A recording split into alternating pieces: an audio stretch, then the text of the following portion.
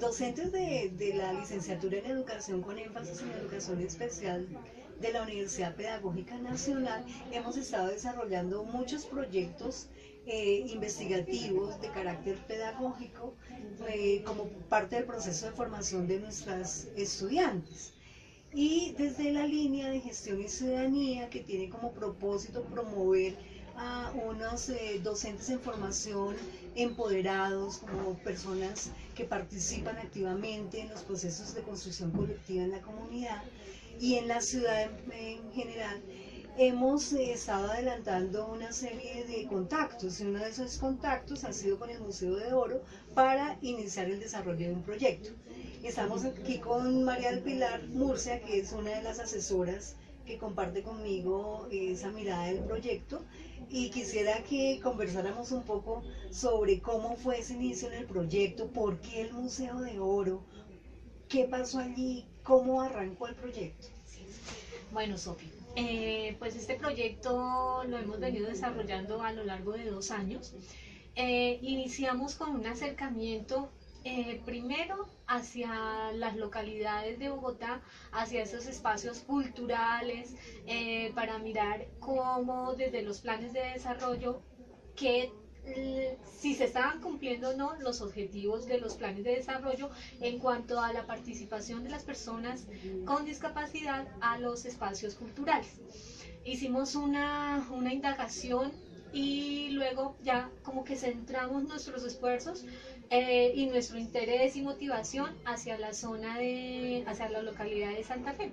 Allí pues es donde mayor parte de los museos y sitios culturales se encuentran en la ciudad de Bogotá. Y llegamos al Museo del Oro, fue a través del profesor Hans, que trabaja acá con la universidad y que tenía también proyectos con el Museo del Oro. Así fue como hicimos un primer contacto con el museo y fuimos a exponer pues como nuestras inquietudes y nuestro proceso de proyecto pedagógico investigativo. Después de estar, de hablar con ellos, de nosotros revisar antecedentes, llegamos a la conclusión de que lo que teníamos que hacer era un programa en el cual los animadores del museo, desde sus imaginarios, comprendieran, o sea, desde la formación de ellos, desde los imaginarios y desde nuestra mirada, pudiéramos tener unos mayores acercamientos a lo que es la discapacidad y cómo las personas con discapacidad pueden participar y acceder a los espacios culturales. Bueno, gracias. Yo tengo entendido que los animadores son las personas que están en contacto permanente con las personas que van al museo, que son las personas que los guían en los recorridos, que les van explicando, que son profesionales en antropología, en sociología, en otras disciplinas, y que ahora se vinculan los profesionales en educación especial. Yo recuerdo hace mucho, digamos muchos años, cuando trabajé con población con discapacidad en instituciones en particular, esas experiencias de las personas con discapacidad cuando llegábamos con ellos a los museos y prácticamente éramos nosotras mismas las educadoras o los profesionales en psicología, en este caso, que hacíamos las descripciones, que hacíamos las veces de animadores, que hacíamos las descripciones, los recorridos y observábamos que faltaba ese componente. Veo ahora que entran ustedes con esa riqueza y que además el museo se ha transformado en sí mismo. Sí, entonces, claro. como cuál es el aporte que a partir de la experiencia del ecomuseo, ese es el nombre creo que tiene, se le pretende aportar al museo. Sí, pues yo creo que el plus del proyecto ha sido como la participación tanto y la construcción, tanto de los animadores como de los directivos del museo, con los docentes en formación de la licenciatura en educación de acá de la pedagógica. ¿Por qué? Porque se ha hecho un trabajo mancomunado, o sea, no estamos nosotros mirando la discapacidad y de nuestras estrategias, sino es también la mirada que tiene el museo de la discapacidad, de sus dinámicas y cómo a través de lo que nosotros, de nuestro saber, pero aunado con el saber de ellos, más las dinámicas propias del museo, se puede lograr una real participación.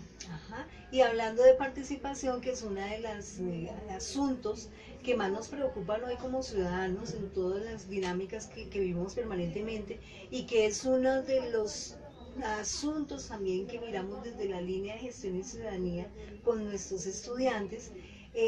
Vemos que la participación se puede dar de diferentes formas, ¿cierto? De hecho, podríamos decir que los animadores y las personas que visitan el museo ya están participando por el hecho de acudir, pero sabemos que en el proyecto se le está imprimiendo un sentido a esa participación, que es un sentido de construcción colectiva a través de una propuesta que es presencial, que es semipresencial más bien, unas sesiones son directas de contacto cara a cara y otras a través de la virtualidad. Sí. Como qué cosas respecto a la participación en la construcción colectiva se han visibilizado como aquellos aspectos que hacen una mejor lectura de la construcción de la propuesta.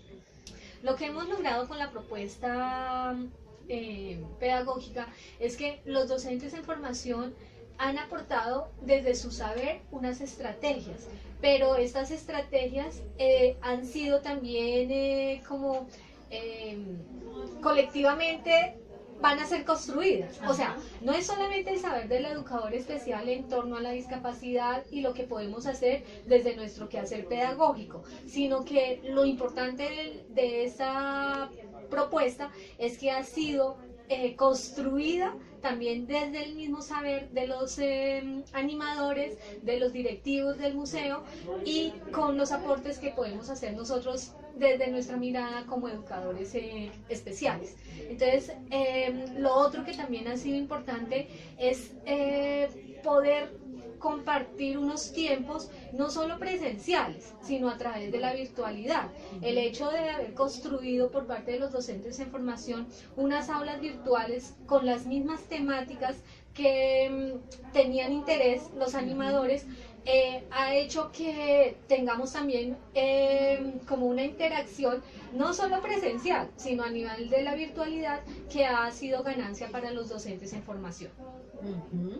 Yo leyendo el proyecto, porque realmente después fui invitada como asesora metodológica, leyendo el proyecto sé que están teniendo en cuenta un aspecto fundamental o varios aspectos como son la cultura, las prácticas, las políticas, para hacer realmente visible y que tome vida en el museo la participación de las personas en condición de discapacidad.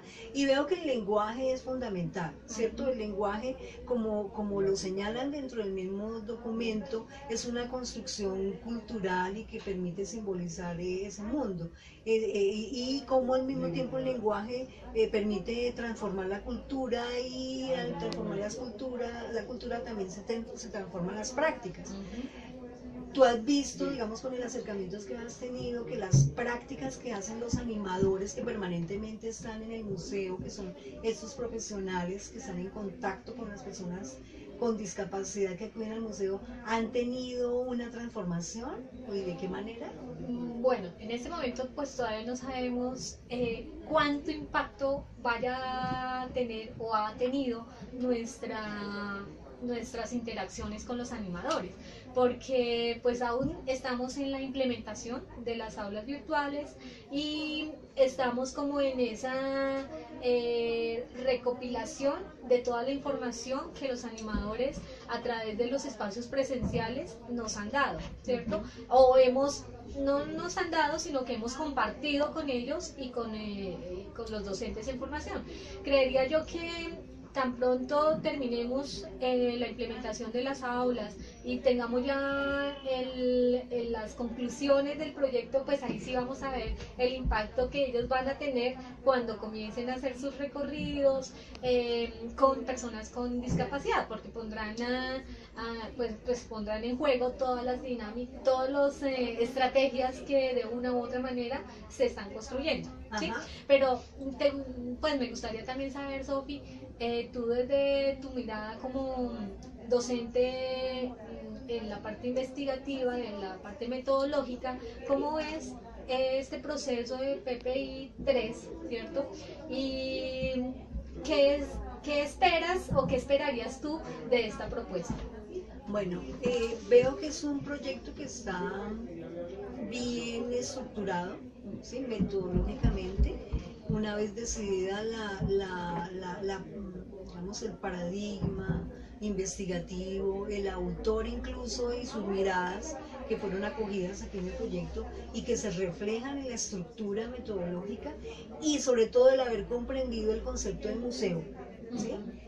Veo que los estudiantes trasladaron una noción que quizás por tradición histórica todos hemos tenido, y es que el museo es el lugar donde se guardan cosas, sobre todo si es el Museo del Oro, es un lugar donde está toda nuestra cultura, nuestra memoria histórica como colombianos y nuestra riqueza, que incluso tienen allí unos dolores, unas desazones, porque son cosas que tienen que ver con la colonización, en fin, ¿cierto? Veo que se han trasladado los estudiantes desde esa mirada histórica a una mirada de construcción cultural, como sujetos culturales. Entonces, también desde el punto de vista metodológico, veo que han logrado reflejarlo, y sobre todo esa construcción cultural colectiva en conjunto con los profesionales del museo se ha reflejado en la propuesta, que me parece una propuesta muy actual, porque acoge, además de las nuevas tecnologías de la información y la comunicación, los nuevos espacios de interacción,